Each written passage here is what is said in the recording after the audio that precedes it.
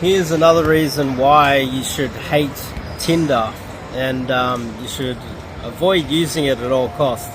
I personally don't use Tinder while in Australia for obvious reasons. I'm not going to get any matches, and any matches that I do get are going to be extremely low quality. I'm not going to want to waste my time doing that. I'm in Asia now for just over 2 weeks, and so I have been using Tinder only for 2 weeks, and I got banned. Now, just another reason why you shouldn't use Tinder. It's a waste of time. I get it. I'm in Asia, so I can use it and I can get some matches, but even though I've been here, most of my best results have been through cold approach, especially at night time. Actually, night games been where the best girls have come from, in my opinion. Although I've met some cuties during the daytime, but Tinder's just not keeping up. And on top of that, let me tell you the story. But first, I'm in a cafe here, and this is a great little vantage point. You can kind of see there's like a walkway, so I can sit here, and I call it a vantage point because you can sit down and you can spot opportunities and jump up and do them. The people who work in the cafe, they know me already, and I've already spoken to them about that. I jump up and I say, hey, can you mind my stuff? And I leave it here, and they watch the table for me while I jump up and pump out some approaches. I matched with one girl. I went out on a date with her, and I pulled her, right?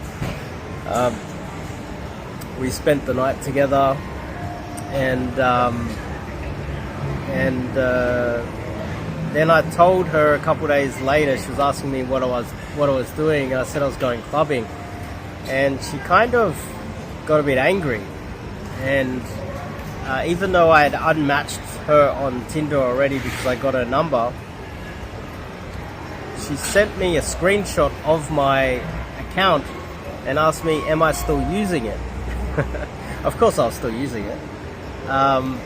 And she also said, what am I doing going clubbing? Am I going to meet other girls? And so she became kind of needy.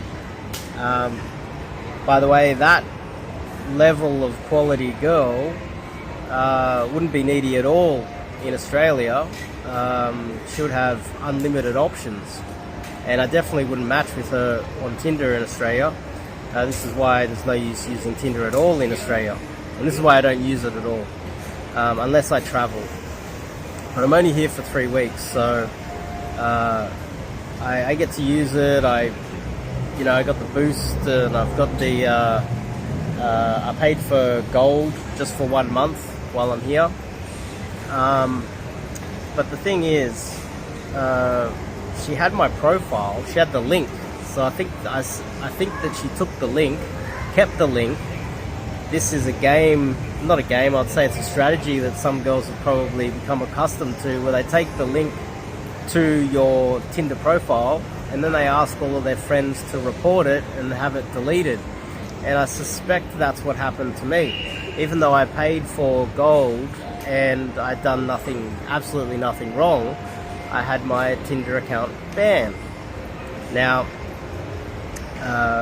I obviously didn't do anything wrong, but it's another reason, one of the many reasons why you should avoid Tinder. I'm sure there's other options. Unfortunately, I guess if you travel, you need to pipeline some numbers before you arrive. You have to be super careful. Unfortunately, there's not too many other options, really. But in the West, you should avoid using it at all, and you should avoid paying any money for this scam of an app. I think it's bad for society too. I think it's bad for men.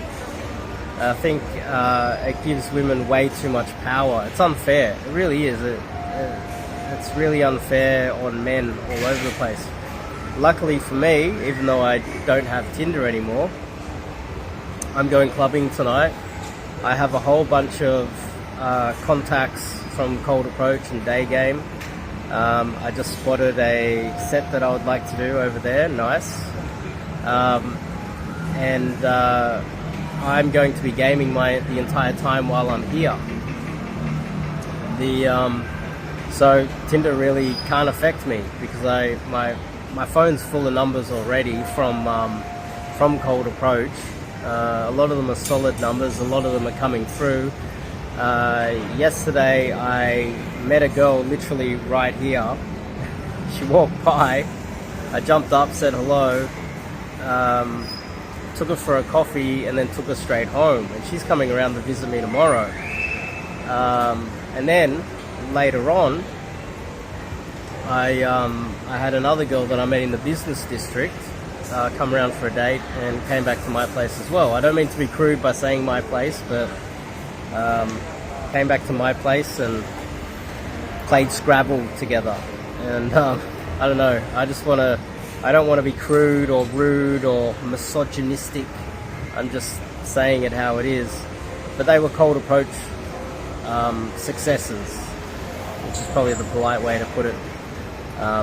For the feminists out there and the weirdos that complain about this stuff. The point is, really, Cold Approach, unless you're traveling and you've got a super short amount of time, Tinder it's just not working. It doesn't work for men, especially in the West. I don't use it in Australia at all. It never gives me any good matches, and it gives the girls an inflated ego where they have access to men that in most times throughout thousands of years of history, these women would never have access to that type of man. Now you have literally fives accessing tens in men, and there's like 90% of all people on Tinder are men, and out of that 90% of men, the top 20 to 10% of those men have access to like 80-90% of the girls. So it's skewed, it's rigged, the game's rigged, and the only real way is Cold Approach. I know I keep repeating that, but Tinder is legit. It's an evil company, and it needs to be taken down. It's a legitimately evil company. Tinder is evil. It's destroying society, and something needs to be done about them. I don't know. And it's not that I'm angry that they banned my account. It's just that this is just prime example. I've been using it for only 2 weeks. Only 2 weeks, and I got banned through no fault of my own, and they stole my money. I might give you guys an update, because what I might do is file a civil case with the federal court against Tinder, just for fun. I'll do it just for fun, and we'll see what will happen, whether I can get into court against Tinder just for, I don't know how much it was. I think it was $10, $20 or whatever for Tinder Gold for 1 month or whatever. I don't know what I paid, but I'll see if I can get I won't apply for a refund. I might just apply for the civil court and see if I can get them to court, just for the fun of it, to see if I can get my money back. It's not really about the money, it's about, can I get them to court over them literally allowing my account to be banned and me to have my money literally stolen from me through no fault of my own. And how many men is this happening to? I would like to know. I think if Tinder didn't exist, then a lot of the women that get on Tinder that have access to the male 9s and 10s wouldn't have access to them anymore, and they would have to date guys more on their level. That'd probably help a lot of you guys out there. But unfortunately, I don't think that's going to change. We're kind of stuck with Tinder, and we're stuck with this terrible company that is doing a lot of damage to men out there.